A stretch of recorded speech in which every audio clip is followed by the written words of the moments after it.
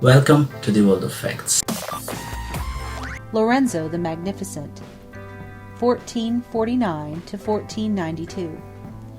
The 1,000 years between the downfall of the Roman Empire and the discovery of America are called the Middle Ages, which means the ages between ancient and modern times. This was a very stormy period. In the early part, the barbarians overran Europe and destroyed almost every sign of civilization.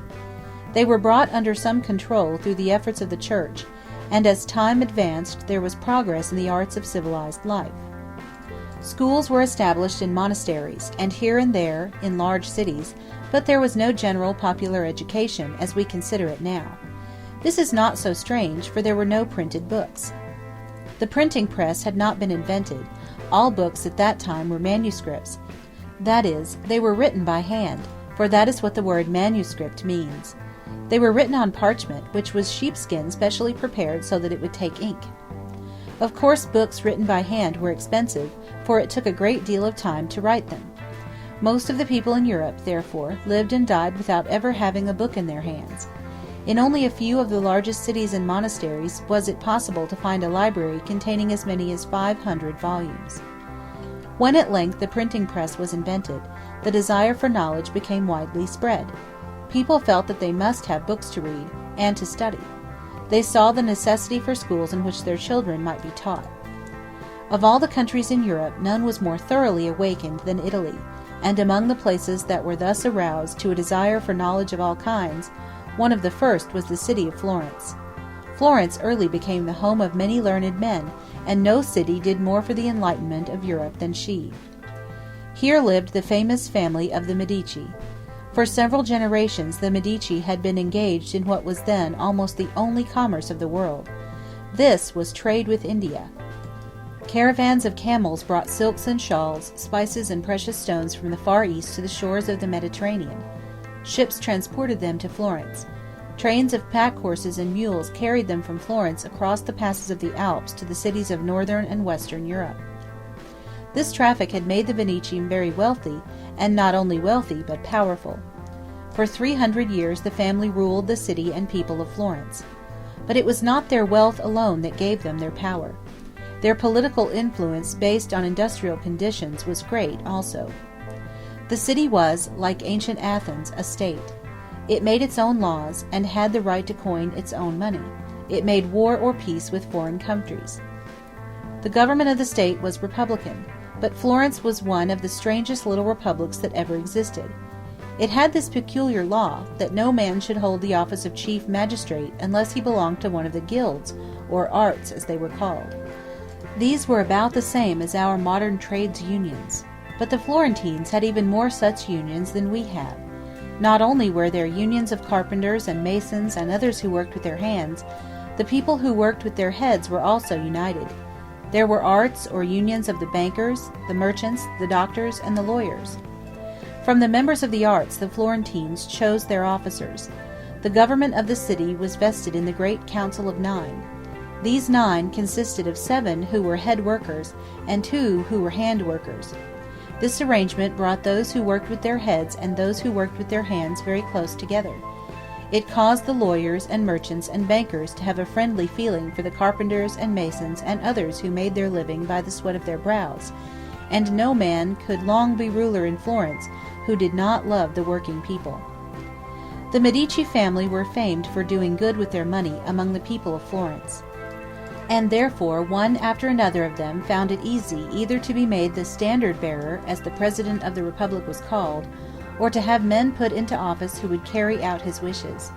In 1449, just about the time when Europe was preparing to enter upon a period of renewed activity, one of the Medici line was born who was named Lorenzo.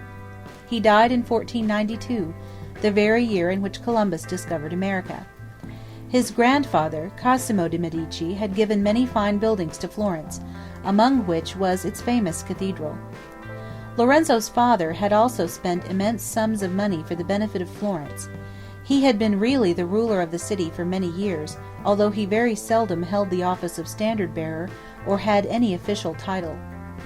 When he died, the people of Florence desired that another of the Medici should manage the republic, and therefore they invited Lorenzo to do for them as his father had done. He accepted their invitation and became their ruler. He proved to be much like the famous Athenian Pisistratus, a tyrant who was not tyrannical. He ruled for the welfare of the people. He did not think that the first duty of a good ruler was to make his people soldiers. He saw that the best thing to be done for the Florentines was to enlighten them, to furnish them with books and schools. But where were the books to be procured? There were monasteries in various parts of Europe, in which were large numbers of books, and among these were the manuscripts of many works of the old Greeks and Romans. But the principal hiding place of manuscripts, especially those of Greek writers, was Constantinople, and it happened in a very strange way that the books of Constantinople were at that very time being brought to Western Europe. The inhabitants of Constantinople were Greeks. They read the writings of Homer and Plato and the Gospels and epistles of the New Testament in the original Greek. The Turks, who had long been menacing the city, cared nothing for Homer and Plato, and they hated the books of the New Testament. They thought that men needed no book but the Koran of Mohammed. Many of them believed that no one ought to read any other book. At length, in 1453, Constantinople was actually taken by the Turks, and a great number of its people escaped and went forth to seek new and peaceful homes in Western Europe. Many went to Italy, and of these, several found their way to Florence. Some of these men brought manuscripts with them, and they told their new Italian friends that others might be obtained in Constantinople. After this, the Medici, and men like them, carried on for years a diligent search for books. They sent men to the monasteries of Italy, Germany, and England, and to Constantinople, to purchase whatever ancient manuscripts they could find.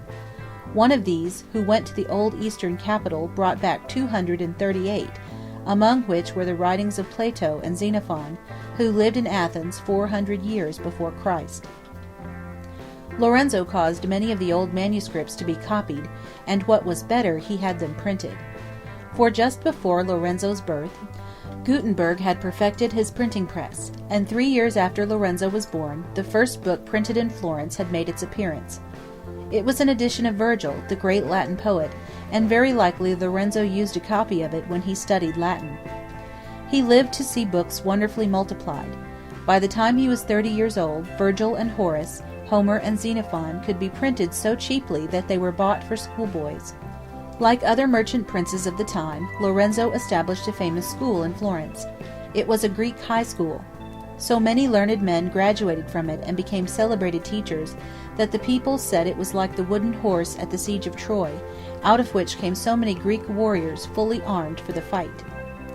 Although Lorenzo was called the Magnificent by the people of Florence, and was apparently so generous towards them, yet Florence was not really enriched by him.